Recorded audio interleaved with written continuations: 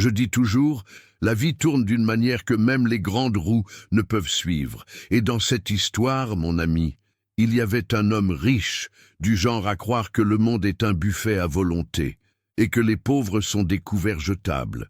Mais il n'avait pas compté sur deux détails, deux petits garçons jumeaux affamés, et une nounou avec une langue plus tranchante qu'un couteau de boucher. C'était un mercredi étouffant, de ceux où l'air semble plus lourd qu'une dette impayée. Tout en haut d'une résidence de luxe, où même la rampe d'escalier était en marbre, régnait un silence absolu, un silence qui masquait un bruit invisible.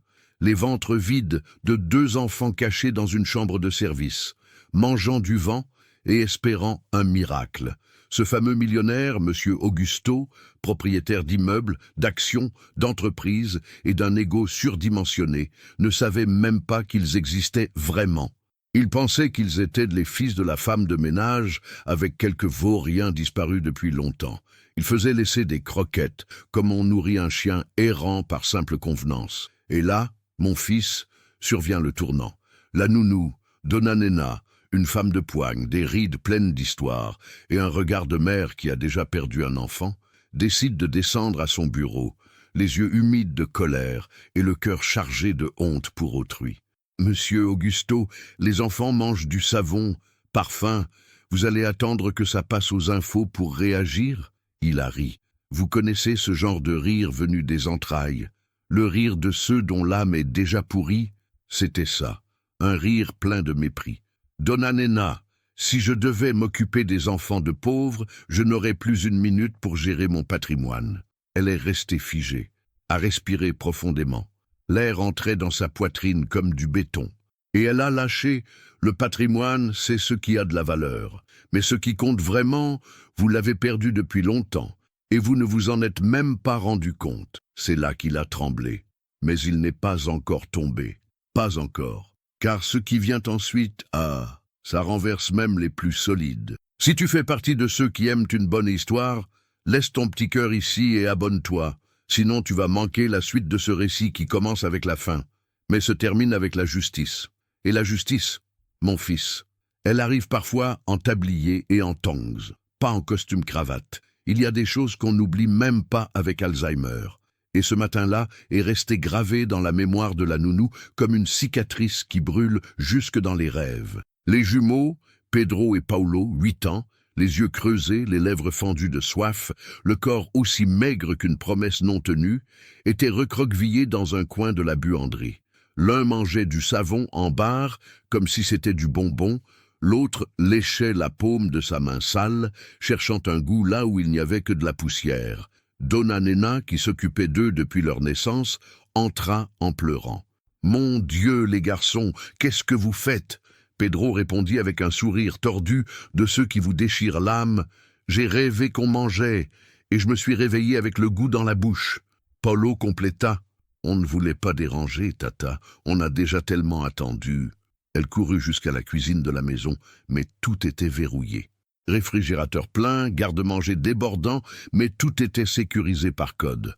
Normes de sécurité pour éviter les gaspillages du personnel, disait une pancarte collée à la porte, avec la signature froide de M. Augusto lui-même.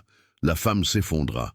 Elle s'assit sur le sol en granit, la tête entre les genoux. Elle pleura comme seules pleurent celles qui ont trop vu. Mais les larmes d'une nounou ne deviennent pas des craies. Et la fin d'un enfant ne figure pas au bilan financier d'une entreprise. La situation était absurde, mais personne ne la voyait, ou faisait semblant de ne pas voir, ce qui est pire. Car dans cette maison luxueuse, où les tableaux valaient plus que les employés, un monde caché existait. Ce monde avait l'odeur du renfermé, le goût des larmes et le nom de l'injustice. Dans l'esprit de tout le monde, les jumeaux étaient les enfants de la femme de ménage disparue, laissés là par charité. Mais Donna Nena savait. La charité d'un millionnaire, c'est comme l'ombre d'un lampadaire, elle ne couvre que ce qui l'arrange. Lors d'une réunion dans la maison, elle essaya de parler. Elle expliqua que les garçons étaient malades, qu'ils avaient besoin de nourriture, de soins, d'école. Le gérant de la maison, un certain Elio, répondit « Ces gamins sont encore en vie par miracle, Donna Nena. Vous devriez remercier le patron au lieu de réclamer. » Et puis, le premier signe apparut. Polo commença à saigner du nez. Pedro s'évanouit sans raison. Ils furent conduits d'urgence à l'infirmerie privée de la maison. Et c'est là que le médecin de garde, en consultant le dossier des enfants dépendants de la maison, fronça les sourcils. Ces enfants n'ont aucun enregistrement, mais ils ressemblent à s'y méprendre au petit-fils disparu de Monsieur Augusto. Silence. Un silence qui fit plus mal qu'un cri. Car désormais, mon ami, ce qui n'était qu'un simple abandon pouvait devenir quelque chose de bien plus grave. Et Donna Nena gardait une lettre cachée, capable d'enterrer ou de sauver l'empire de cette famille. Mais ce n'était pas encore le moment de la dévoiler. Le destin, parfois, aime voir les orgueilleux trébucher avant de tomber. Il y a des hommes qui se cachent derrière leurs chiffres pour éviter de se regarder dans le miroir. Et M. Augusto était de ceux-là. Quand le médecin mentionna à voix basse que les jumeaux ressemblaient énormément à son petit-fils présumé mort il y a 6 ans, le vieil homme trembla. Mais il ne trembla qu'à l'intérieur. À l'extérieur, il garda le menton haut comme on s'accroche à son trône, et répliqua avec mépris « Ces gamins n'ont rien à voir avec moi. Ce sont les enfants d'une quelconque bonne négligente, point final. Je ne vais pas nourrir les délires des pauvres. Ah, mon fils !» Celui qui nie un test ADN crie toujours plus fort que le sang. Mais le médecin insista. « Désolé, monsieur, mais les tests montrent une compatibilité génétique avec votre famille. Je ne dis pas qu'ils sont vos petits-enfants, mais c'est impossible à ignorer. » Augusto rit, un rire sec, nerveux. Le genre de rire qui tente d'étouffer la peur avec de l'arrogance. Compatibilité génétique? Docteur, même le lamentin a un ADN proche du nôtre. C'est de la science de pacotille. Ces tests ne valent même pas le papier sur lequel ils sont imprimés. Et il quitta la pièce en claquant la porte avec un fracas qui résonna dans tout le manoir comme un ordre de silence. Mais le doute, celui-là, ne se tut pas. Il resta. Comme un termite dans du bois précieux, il commença à ronger de l'intérieur. Cette nuit-là, le millionnaire erra dans la maison comme une âme en peine. Il évitait les regards de tout le monde. Mais il ne put s'empêcher de jeter un coup d'œil, en cachette, par l'entrebâillement de la porte, aux 2 enfants dormant enlacés sur un vieux matelas avec une couverture trouée. Et là, figé, la main tremblant sur la poignée, il vit. La marque de naissance sur l'épaule de Pedro était identique à celle que son petit-fils avait. Il avala sa salive. Son cœur battit de travers. Mais son cerveau, ce cerveau têtu. J'ai toujours trouvé cette marque étrange. Ça doit être courant. Il se répétait cela comme un ivrogne se convainc qu'il peut encore prendre le volant. Mais à ce moment-là même, dans la chambre de la nounou, Donna Nena ouvrait une petite boîte en velours cachée dans son matelas. À l'intérieur, 2 bracelets de maternité, avec le nom de la mère des enfants, et le nom de famille était le même que celui du patron. Mais comment le lui dire? Comment le prouver? Comment affronter cet homme qui traitait les gens comme des déchets recyclables? Elle savait, si elle parlait sans preuve, elle perdait tout. Si elle se taisait, les enfants perdaient encore plus. Et pendant ce temps, Augusto préparait un voyage de luxe pour fuir le scandale. Mais ce qu'il allait trouver le lendemain, dans le garage, allait tout changer, car celui qui l'attendait là-bas, c'était le passé, en chair, en os et en voix d'enfant. Et ce matin étouffant, où le soleil frappait sec les vitres blindées du garage, celui qui attendait M. Augusto, les pieds nus et les yeux grands ouverts, c'était Pedro. Oui, le petit, le visage sale de poussière et la main tenant un dessin froissé. « Monsieur, vous pouvez donner ça à ma maman si elle est là-haut au ciel. » Augusto se figea. Le chauffeur s'étrangla. Et le temps s'arrêta 2 secondes. 2 secondes qui semblèrent une éternité. Sur la feuille tremblante dans la main de l'enfant, on voyait un dessin maladroit, 2 petits garçons se tenant la main avec une femme en robe longue, et au fond, une maison avec un arbre à côté. Mais ce n'était pas n'importe quelle maison. C'était l'ancienne ferme de la famille, vendue des années plus tôt, après une tragédie qu'Augusto n'avait jamais eu le courage d'affronter, la mort de sa fille cadette, ou du moins, c'est ce qu'on disait. Qui t'a montré ça, petit ?» demanda-t-il, la voix vacillante et le visage pâle. « Je m'en souviens, c'est là qu'on vivait, avant que les méchants viennent. » Les méchants. Cette phrase résonna dans la tête d'Augusto comme une cloche d'église lors d'un enterrement. Il monta au bureau, sonna, fit fermer les portails, annula le voyage, et pour la première fois depuis des années, alla frapper à la porte de la nounou. « Ou Donna Nena, qu'est-ce que vous savez sur ces enfants ?» Elle mit du temps à répondre, respira profondément, sortit la petite boîte en velours de l'armoire et la posa sur la table comme on remet une bombe à retardement. À l'intérieur, les 2 bracelets d'hôpital avec les noms Pedro et Paulo Gouveia de Almeida. Gouveia de Almeida, le même nom que sa fille, le même que le sien. Ces bracelets ont été donnés par votre fille avant qu'elle disparaisse. Elle n'est pas morte, monsieur Augusto. Elle a fui enceinte, effrayée, parce qu'elle avait peur de vous. Sa main trembla, son teint pâlit. Les souvenirs revinrent comme un éclair dans un ciel clair. La dispute, la gifle, la porte claquée. La dernière fois qu'il avait vu sa fille, les yeux remplis de larmes, et son ventre commençant à s'arrondir. Elle me détestait, elle avait peur, parce que vous aviez juré de ne jamais laisser un bâtard entacher le nom de la famille. Cette phrase tomba comme une pierre en pleine poitrine. L'empire de l'orgueil commença à s'effondrer en silence, mais le pire restait à venir. Car cette nuit-là, tandis qu'Augusto pleurait en cachette dans la salle de bain, une lettre ancienne tomba de l'armoire de Nena, écrite à la main, par sa propre fille, et dans cette lettre, une révélation qui allait lui briser le cœur en 2. On dit que qui cherche trouve, mais personne ne dit que ce qu'on trouve peut être pire que ce qu'on a perdu.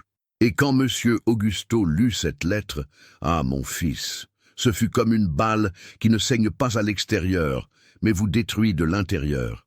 L'écriture tremblante de sa fille disait « Papa, si tu lis ceci, c'est que tu m'as retrouvée ou détruite. J'ai fui parce que j'aimais, parce que le père de mes enfants était pauvre. Et toi, tu as préféré garder un nom propre plutôt qu'une famille unie.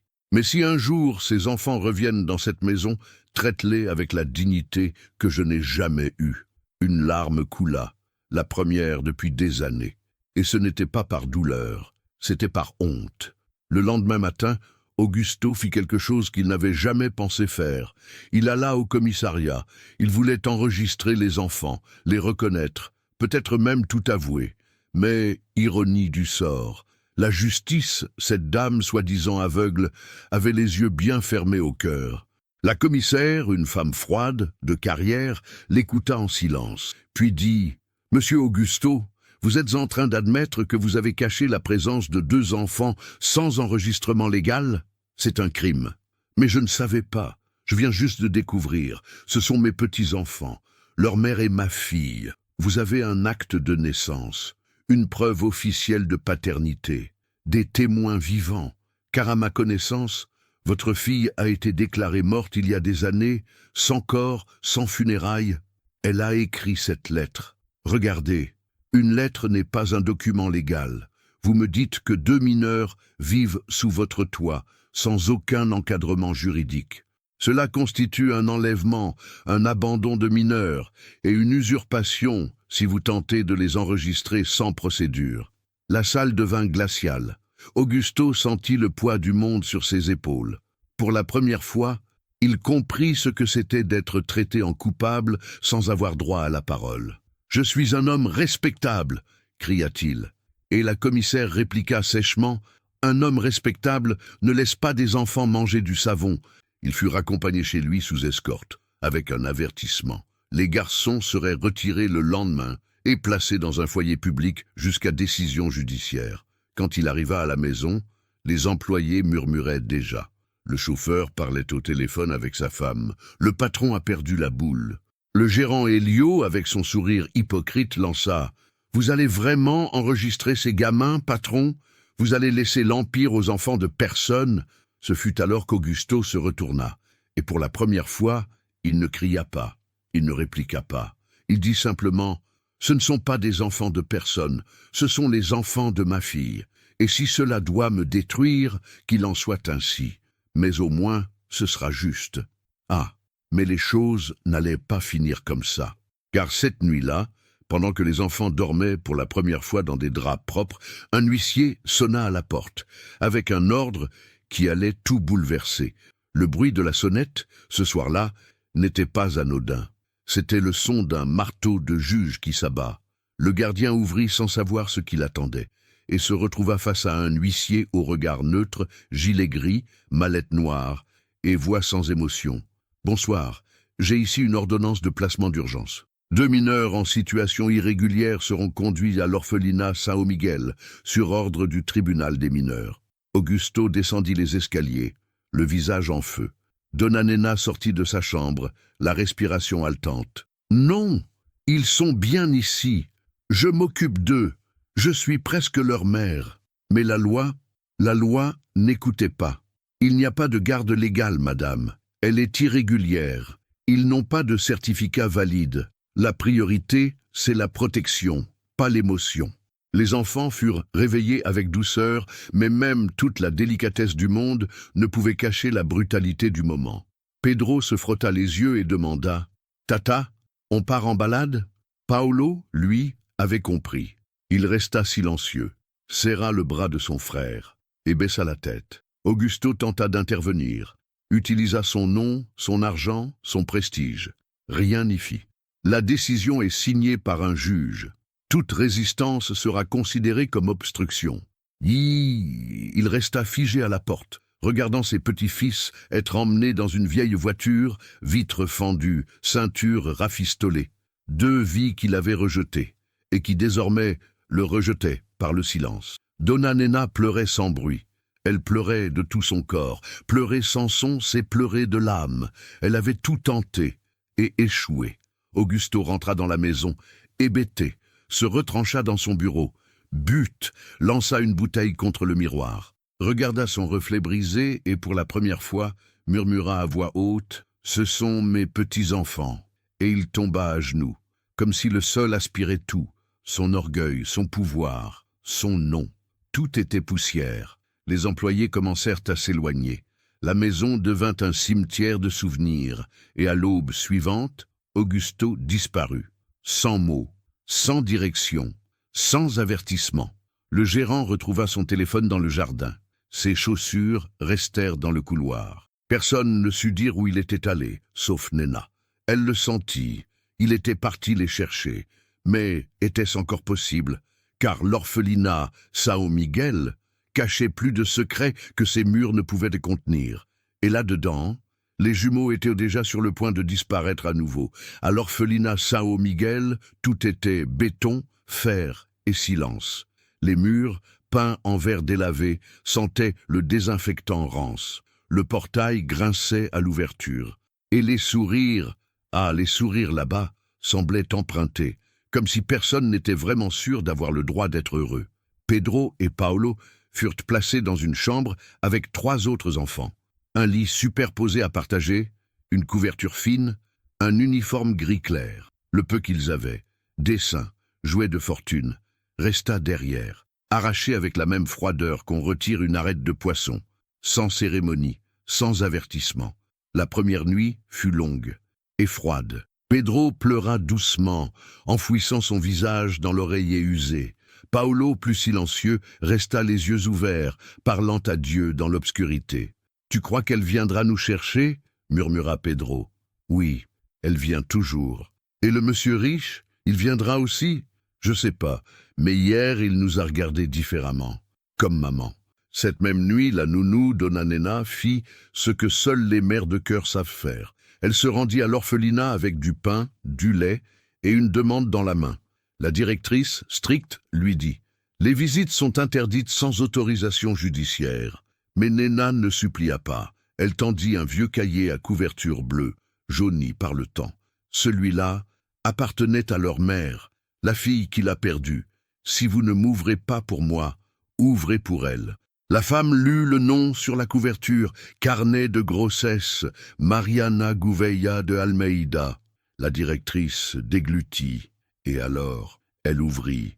Donna Nena entra, les mains tremblantes. Elle trouva les garçons allongés. Quand Pedro entendit la porte, il se retourna, apeuré, mais en voyant la silhouette de la nounou, ses yeux s'emplirent. « Tata !» Elle courut, les prit tous les deux dans ses bras, avec la force de qui retient son âme de s'effondrer. Et là, sur le sol froid de cet orphelinat, elle sortit une petite médaille de sa poche. « Ça, c'était à votre maman. Elle me l'a donnée. Elle a dit de ne la remettre que quand le monde tenterait de vous arracher tout. » Paolo saisit la médaille et la regarda comme s'il la reconnaissait. Elle la portait au cou quand elle chantait pour qu'on s'endorme. Le silence tomba, mais c'était un bon silence. Un silence de souvenirs, de chaleur, de présence. Mais dehors, quelqu'un observait. Quelqu'un debout derrière la vitre de l'accueil. Vêtements simples, barbe de plusieurs jours, yeux creusés par les insomnies. C'était Augusto. Il ne dit rien. Il ne demanda pas à entrer. Il fit juste regarder. Et en voyant les deux enfants serrés contre la nounou, la médaille entre eux, il tomba à genoux, là, sur le trottoir, et pleura, pas de culpabilité, mais de perte, de manque, d'un amour arrivé trop tard. Mais parfois, mon fils, tard, c'est encore l'heure. Le lendemain matin, l'accueil de l'orphelinat São Miguel avait une atmosphère différente. C'était comme si l'air attendait quelque chose. Et il attendait. À 8 heures pile, Augusto revint. Cette fois, tête basse, sans chauffeur, sans costume. Juste lui, et une enveloppe Kraft à la main. La directrice le regarda, méfiante. « Vous n'avez pas d'autorisation. » Il l'interrompit d'une voix rauque. « Je ne suis pas venu chercher qui que ce soit.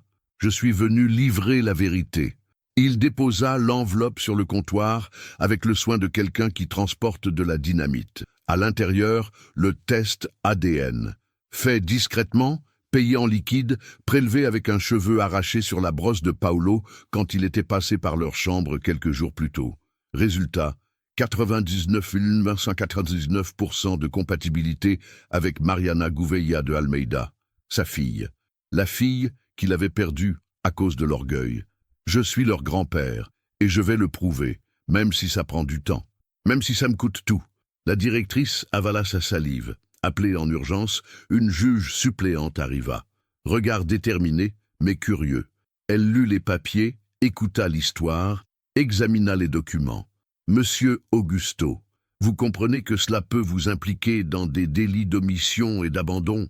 Je comprends, mais entre protéger mon nom et sauver mes petits-fils, je choisis eux. » La juge ne répondit pas tout de suite. Elle demanda une pause. Pendant ce temps, les jumeaux, qui étaient en classe avec d'autres enfants de l'orphelinat, furent appelés dans le bureau social.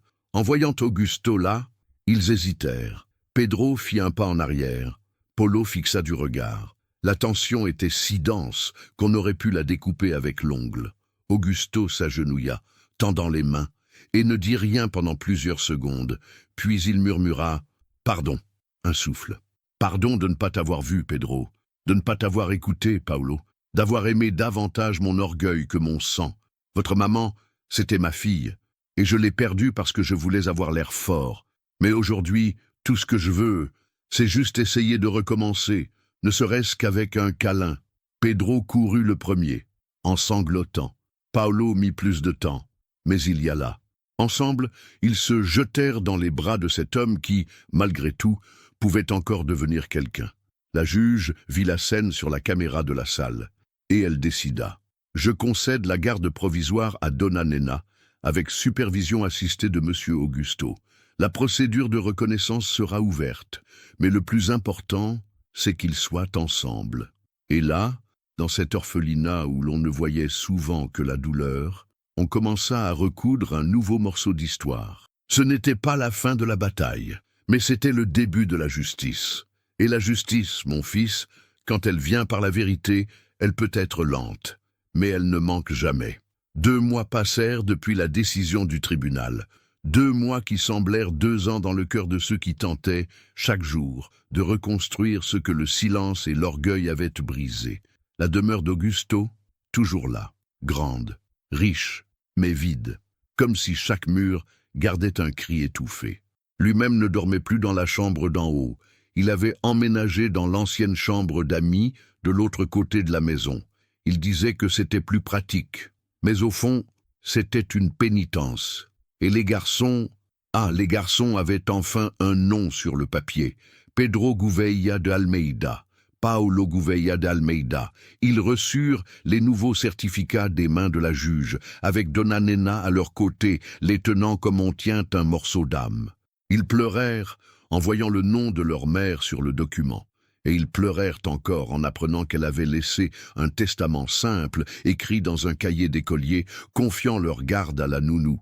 Au cas où quelque chose arriverait, le testament n'avait pas de valeur légale, mais il avait une valeur symbolique suffisante pour émouvoir le tribunal.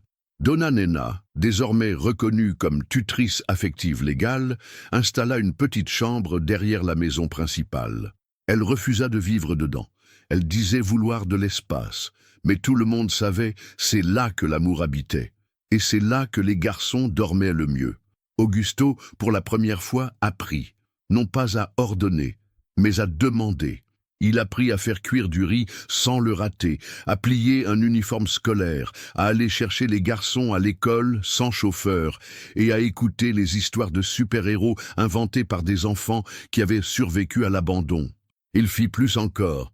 Il vendit un de ses appartements de luxe et, avec l'argent, fonda l'Institut Mariana, un centre communautaire pour accueillir des enfants orphelins ou en situation de rue, offrant nourriture, abri et, surtout, affection. Le nom de sa fille gravé en bronze à l'entrée. Que cette maison serve à ceux qui n'ont jamais eu de toit, que ce nom rappelle celle qu'on a oubliée, disait la plaque. Et tous les vendredis, il faisait un point d'honneur à y aller en personne. Il s'asseyait avec les enfants, leur racontait des histoires, non pas comme un vieux millionnaire, mais comme un grand-père. Petit à petit, l'empire qu'il avait bâti avec des briques d'orgueil devint un pont d'affection. Et les garçons, ils grandissaient, forts, vivants, fins, oui, mais de savoir. Jusqu'au jour où, au petit déjeuner, Pedro regarda son grand-père et dit « Papy, quand je serai grand, je veux aider les enfants aussi, comme toi. » Augusto s'étrangla avec son pain. Et d'une voix brisée répondit « Alors, tu es déjà plus riche que je ne l'étais à ton âge. » Parce qu'au fond, la vraie richesse, ce n'est pas ce qu'on accumule, c'est ce qu'on répare. Qu'est-ce que le temps, sinon un miroir tordu de ce qu'on n'a pas eu le courage d'affronter au bon moment? Eh bien, 3 ans après ce foyer, après cette petite médaille, après cette confession sur le trottoir, la vie n'était plus la même, et le vieux Augusto non plus. Sur la véranda de la maison, où autrefois on n'entendait que les ordres secs et le frottement des pantoufles des domestiques, il y avait désormais des rires, l'odeur du pain grillé, et des voix d'enfants criant « Bonjour, papy ». Pedro et Paulo grandissaient comme 2 branches d'un même tronc, mais chacun avec sa direction. L'un parlait sans arrêt, l'autre écoutait tout. L'un rêvait de justice, l'autre de musique. Mais tous deux, mon fils, portaient dans leurs yeux la mémoire de la faim. Et cela forme davantage que n'importe quel héritage. Augusto, désormais avec des mains affaiblies, un regard plus fatigué et l'âme plus souple, vivait dans un autre temps. Un temps plus lent, plus attentif, et peut-être plus digne. Un samedi tiède, il se leva différent, enfila sa plus belle chemise, celle bleu clair que sa fille aimait, coiffa ses rares cheveux et dit « Aujourd'hui, je vais là où j'aurais dû aller depuis longtemps. » Il monta en voiture avec la médaille de Mariana dans la poche et une enveloppe contenant son carnet. Il demanda à Dona Nena de l'emmener au cimetière, celui qu'il avait évité pendant plus de 10 ans. La voiture s'arrêta sous un arbre sec et il descendit lentement, comme s'il marchait sur son propre passé. La tombe était simple. Pierre blanche, nom gravé sans soin, Mariana Gouveia de Almeida, 1989. Oui, un point d'interrogation, car il n'y avait jamais eu de corps, seulement une absence. Il s'agenouilla, pas parfois, par épuisement de l'âme, sortit le carnet de l'enveloppe, embrassa la couverture et parla. « Ma fille, j'ai été tout ce que j'avais juré de ne jamais être, un père absent, dur, lâche. Mais tes garçons m'ont donné une seconde chance. Et j'essaie, tu sais, j'essaie chaque jour. » La brise passa. Une feuille morte tomba au sol. Le silence autour semblait écouter mieux que n'importe quel être vivant. J'ai fondé un lieu à ton nom, l'Institut Mariana. Il aide les enfants comme vous deux, comme toi quand tu étais petite, et tout ce qu'ils apprennent là-bas vient de toi. Il sortit de sa poche une petite croix en bois, fabriquée par Pedro à l'école, la posa sur la tombe. Ton fils l'a faite de ses mains, et il a dit qu'il voulait que tu aies quelque chose venant de lui, que tu ne sois pas oubliée. Mais, ma fille, tu ne l'as jamais été. Au retour, il ne dit pas un mot. Il garda la médaille dans la main tout le temps, comme si c'était le dernier fil qui le reliait à elle. Et quand il rentra à la maison, il trouva les garçons assis sur le canapé, l'attendant. « Papy, t'as mis du temps, hein ?» dit Paolo. « Je suis allé voir votre maman. » Pedro s'approcha doucement. « Et elle était là ?» Augusto répondit avec le regard. « Elle y était, dans le vent, l'odeur de la terre, le silence. Elle y était. » Et ce jour-là, pour la première fois, les trois déjeunèrent à la même table, non pas comme riches ou pauvres, coupables ou victimes, mais comme ce qu'ils avaient toujours été, une famille. Certains pensent que les enfants ne disent que des bêtises, que leur voix n'est qu'un bruit de fond dans le monde des adultes. Mais il y a des jours, mon fils, des jours où le monde entier s'arrête pour écouter un enfant. Et ce n'est pas parce qu'il crie. C'est parce qu'il dit ce que personne n'a osé dire. C'était le jour de l'inauguration officielle de la nouvelle aile de l'Institut Mariana. Un bâtiment tout neuf, beau, avec de grandes fenêtres, une bibliothèque colorée, une salle de jeu et une cuisine communautaire qui sentait le pain chaud. Un lieu fait pour que les enfants restent des enfants. Et plus encore, pour que les mères sans abri aient enfin un sol. Une équipe de télévision arriva tôt. Un conseiller municipal, un prêtre, un professeur, même un juge à la retraite firent le déplacement. Tous voulaient voir le miracle social financé par le vieux Augusto. L'homme, autrefois réputé grincheux, intouchable, devenu bienfaiteur de la ville. Mais celui qui allait ouvrir la cérémonie, ce n'était pas lui. C'était Pedro et Paolo. Tous deux en uniforme scolaire bien repassé, cheveux peignés, cœur battant plus fort qu'un tambour dans une école de samba. Ils montèrent sur une petite scène improvisée sous des applaudissements timides. Ils portaient une pancarte faite à la main, avec des lettres colorées et bancales. « Merci de ne pas avoir abandonné ». La directrice de l'Institut voulut prendre le micro pour souhaiter la bienvenue, mais Pedro leva la main. « Pardon, madame, je peux parler d'abord ?» Et il parla. « Je m'appelle Pedro, j'ai 11 ans, et cet endroit... c'est là où j'ai compris que le monde peut être meilleur que ce qu'on a vécu. » Ma silence. Moi et mon frère, on a mangé du savon parce qu'on avait faim. On dormait avec la peur, on se réveillait avec la peur et on croyait que personne ne se souviendrait de nous. Mais Tata Nena s'est souvenue et ensuite, Papy aussi. Pause. Il peina à respirer. L'émotion pesait. Je voulais dire qu'un enfant n'a pas besoin de luxe. Il a besoin de câlins, de nourriture chaude, d'un nom sur un papier. Il a besoin que quelqu'un le regarde dans les yeux et lui dise « Tu comptes ». Paolo prit le micro avec des mains tremblantes. « Je parle pas aussi bien que Pedro, mais je me souviens de maman qui chantait pour nous endormir. Et ce qu'elle chantait, c'était qu'un jour, on aurait de nouveau un foyer. Et on l'a eu. Cet endroit, c'est un foyer pour plein d'enfants maintenant. Alors, merci maman. » Les derniers mots firent fondre Augusto au fond de la salle. Il essaya de cacher ses larmes avec un mouchoir, en vain. Au moment des applaudissements, personne ne resta assis. Ni les costards, ni les sceptiques. Certains filmaient, d'autres pleuraient, d'autres encore étaient venus par politesse, et repartirent avec l'âme lavée. À la fin, une journaliste d'une grande chaîne demanda une interview. « Les garçons, vous savez ce que vous représentez aujourd'hui pour tant de gens ?» Pedro répondit « On est ce qu'on est. » Parce que quelqu'un a cru en nous quand tout le monde a détourné les yeux. Et parce qu'il y avait une femme, Tata Nena, qui ne nous a pas seulement donné à manger. Elle nous a donné un nom, un sol et la vérité. Paolo compléta, et parce qu'il y avait un homme qui s'est gravement trompé, mais qui a eu le courage de demander pardon. Et ça change tout. Ce jour-là, ce n'était pas seulement l'Institut qui était inauguré, c'était une nouvelle génération. Le temps ne prévient pas quand il va commencer à demander des comptes. Il arrive simplement et emporte tout lentement, la force dans les jambes, la fermeté dans les mains, la mémoire des noms, l'envie de faire la fête. Mais parfois, il donne aussi.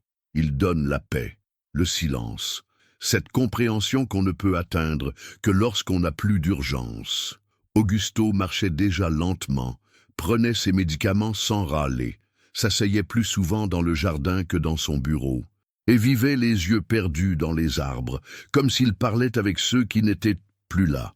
Les garçons, presque adolescents, couraient dans la maison avec joie, et chaque fin d'après-midi, ils s'asseyaient avec leur papy pour lui raconter leur journée, l'école, les copains, les nouveaux rêves. C'étaient ces moments-là qui faisaient sourire Augusto, même fatigué, même malade. Un soir, Pedro rentra de l'école avec une feuille à la main. « Papy, aujourd'hui on a eu une rédaction.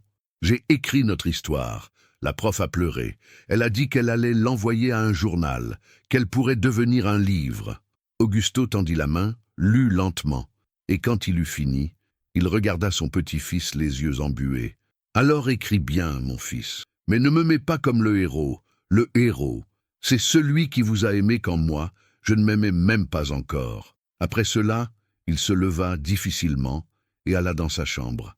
Mais cette nuit-là, il ne dormit pas là. Il prit une vieille couverture, un coussin usé, et s'installa dans le fauteuil à bascule de la véranda.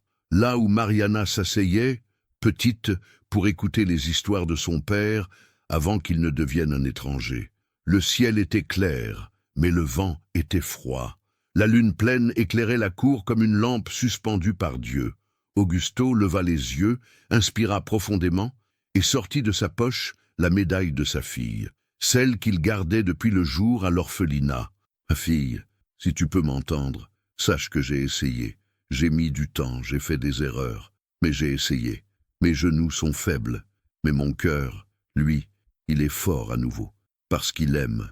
Et aimer, c'est tout ce qu'il me reste. » Là, il ferma les yeux, mais pas comme on s'endort, comme on se livre. Et cette nuit-là, alors que la ville dormait, le vieil homme s'en alla, sans douleur, sans cri, sans remords, seulement avec, au loin, le rire de ses petits-fils. Et c'était tout ce dont il avait besoin d'emporter. Les funérailles d'un riche sont souvent remplies de fleurs coûteuses, de climatisation et de discours appris par cœur. Mais celles d'Augusto, non. Elles furent comme il l'avait demandé, simples, silencieuses, et avec plus de cœur que de couronne. Le cercueil fut placé au centre de la salle de l'Institut Mariana, et non dans un cimetière chic de la ville. C'était sa dernière volonté. « Je veux partir du même endroit où je suis né de nouveau. » Donna Nena arriva tôt, avec une robe sombre, un voile discret et un chapelet entre les doigts. Elle s'assit sur la gauche et ne parla à personne pendant une demi-heure. Elle regardait cet homme qu'elle avait haï, puis pardonné, et qu'elle avait enseigné, car au fond, elle savait, c'était elle qui avait planté en lui le courage de changer. Pedro et Paulo arrivèrent ensemble. Droits, dignes, habillés de blanc et noir, ils tenaient un cadre. Une photo des trois, eux enfants encore, et Augusto déjà fatigué, les deux garçons sur les genoux, souriant pour de vrai. Ils posèrent la photo à côté du cercueil, avec la médaille de leur mère, pour qu'il l'emporte avec lui, dit Pedro.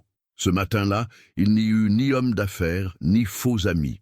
Vinrent les enfants du centre, les mères aidées par l'Institut, les employés autrefois invisibles de la maison.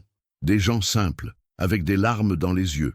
Des gens qui, un jour, avaient été accueillis parce qu'il avait choisi de réparer ce qu'il avait brisé par des décennies de silence. Une vieille dame s'approcha du cercueil avec un bébé dans les bras. Elle pleura, ne dit rien, et laissa une fleur des champs sur le bois. La directrice lut un court texte rempli de vérité. Augusto Gouveia est mort comme il a vécu ces dernières années, en quête de rédemption. Et peut-être que le plus grand héritage qu'il ait laissé ne tient pas dans un coffre, mais dans un câlin qui ne manquera plus jamais. À la fin, Pedro demanda la parole. Il monta sur le petit pupitre improvisé, respira profondément et lut un billet qu'il avait écrit lui-même. « Mon grand-père n'est pas né bon, mais il est mort en essayant de l'être. Et il y est arrivé. Il a été dur, puis juste, puis nôtre, et maintenant, il est souvenir. » La salle devint muette. Polo s'approcha alors avec une guitare, et de ses doigts tremblants, il joua une mélodie qu'il disait être la berceuse de leur mère. Personne n'en connaissait les paroles, mais la musique disait tout. Elle était douce, triste, guérisseuse. Donna Nena ferma les yeux et pleura en silence, mais cette fois avec un sourire sur les lèvres, parce que, de toutes les morts qu'elle avait vues dans sa vie rude de nounou, celle-ci était la seule qui laissait des fleurs au lieu d'épines. Et quand ils emmenèrent le corps vers la tombe, la ville ne s'arrêta pas. Le monde ne changea pas, mais en chacun là-bas, une graine avait été plantée. La vie est drôlement belle quand on regarde en arrière et qu'on voit que la douleur n'a pas été vaine, que la faim est devenue force, que l'abandon est devenu mission, que la honte s'est transformée en lumière. Et c'est ce qui est arrivé à Pedro et Paulo. Des années ont passé depuis les funérailles. L'Institut Mariana a grandi. D'une maison à 5 pièces, il est devenu un centre avec 3 bâtiments. De 20 enfants, il est passé à 200. Ce qui avait commencé comme réparation est devenu un projet de transformation. Et au centre de tout cela, il y avait eux. Pedro, maintenant âgé de 22 ans, cheveux épais, barbe fine, voix assurée, psychologue diplômé avec mention, spécialiste des traumatismes infantiles. Un garçon qui, un jour, dormait affamé et qui aujourd'hui apprend aux enfants à nommer leurs douleurs. Polo a choisi une voie plus silencieuse. Il est devenu assistant social. Il a appris à écouter et il est ce bras invisible qui soutient quand tout semble s'effondrer. C'est lui qui visite les familles, qui livre des paniers repas en pleine nuit, qui s'assoit par terre avec la mère qui a perdu la garde de son enfant et lui dit « Ce n'est pas fini ». Un après-midi, pendant une interview pour un documentaire sur l'Institut, une journaliste demanda « Avez-vous conscience de la force symbolique que vous incarnez aujourd'hui ?» Pedro sourit, sans arrogance. « On est ce qu'on est parce que quelqu'un a cru en nous quand tout le monde a tourné le dos.